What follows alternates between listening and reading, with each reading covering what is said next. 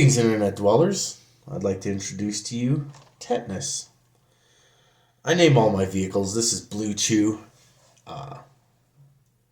because it gets up obstacles like it's on Viagra. So that's Blue Chew.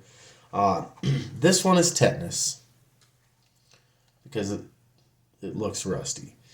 I got this from Fair RC. It is an FMS FCX24 Power Wagon that they modified. They put an aftermarket bumper on, 3D printed. One thing to note with this is the perches that the screws mount into the bumper, weak. Super weak. I breathed on it and it broke. Seriously, it was bad. So what I did was I shaved those perches off, and I put a nut and bolt all the way through to the mount. Now that did a couple of things. Number one, it strengthened it. Now it's on here. Number two, it also moved the bumper closer to the body, which increased my approach angle. So win-win. Another thing I've done. Well, let's get a good look at it here, because it's cool looking. I really dig it. They put a 3D printed bed on the back, which is phenomenal. I love the bed on this. I think it's super cool. The spare tire that they mount in here is the same thing as the Petrozzi Steely wheels and the Petrozzi tires that come with it. It is the exact same thing. So, I mean, it's a legit spare. Has the lights, license plate. I mean, this thing looks phenomenal. I love the way this thing looks. So a few of the things I've done to it, other than fixing that front bumper, I put a ramp crab steering linkage here because FMS is famous for the super mega flex. What I think I may end up doing is getting rid of the servo saver, because I don't know, I find it makes the steering weak. I'll try it and we'll see what happens. The other thing I did was I upgraded the shocks. Now, when you first get it, it comes with dry shocks and it's bouncy. Now, putting in the gasket kit and adding oil to the shocks actually worked quite excellent. But I don't know. I just wanted something different. I wanted something with more adjustability. So I got these. They're Injoras, and I think they actually look stellar with the body of this thing. I think it looks super cool. So yeah, I got a pretty good stance. Everything is fairly smooth. I got shock oil in there. It has decent flex. I mean, that thing pops up there. Look at that. It's like a spider monkey. The other thing I did is, because, as we know, the wheelbase on these are just short. So I did the portal flip. I don't know if you can see this. So instead of the portal being straight up and down, angled it back. I did that mod. I mean, there's a million videos out there on it, but I think it helps a bit, like marginally. I could go with the extended links that McHugh-RC or RC all-wheel drive have. But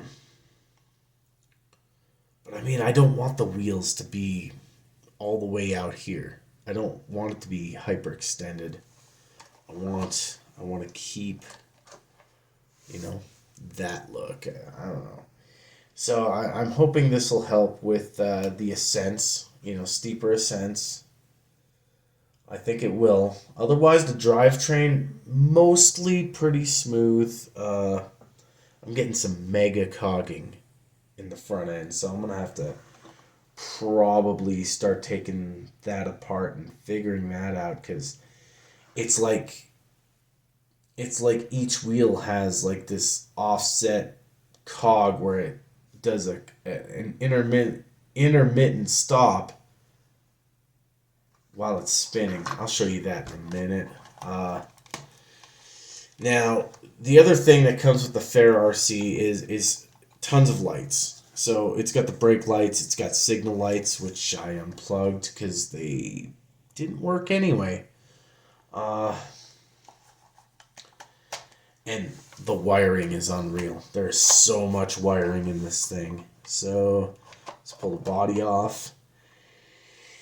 So the plug for one of the plugs for the headlights, the wire's pulled right out of the plug socket. I think maybe the fourth or fifth time I took the body off of the chassis.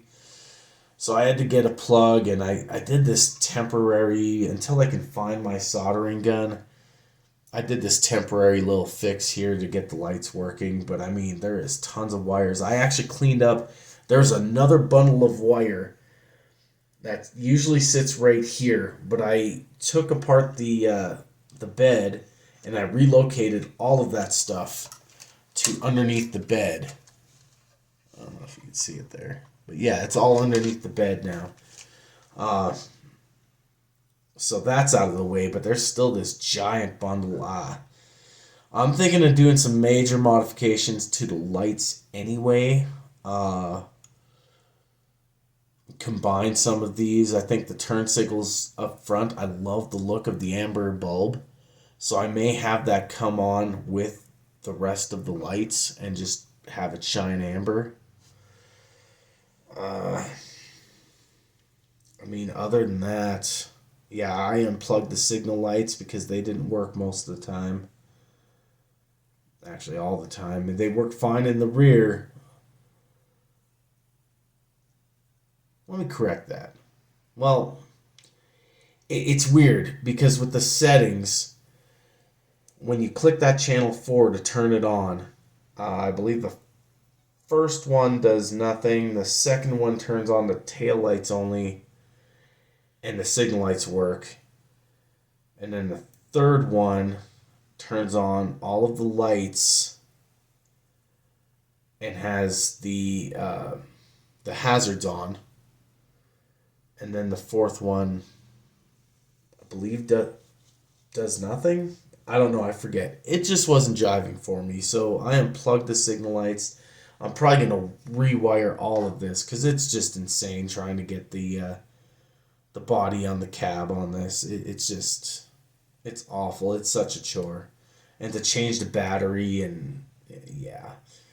So here in the future, I'm going to find my soldering gun, and I'm going to rework all of these lights, and I'll definitely update you and let you know how that goes.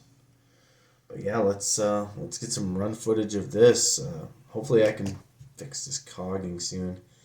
Otherwise, it's a stellar performer. So yeah, let's check it out.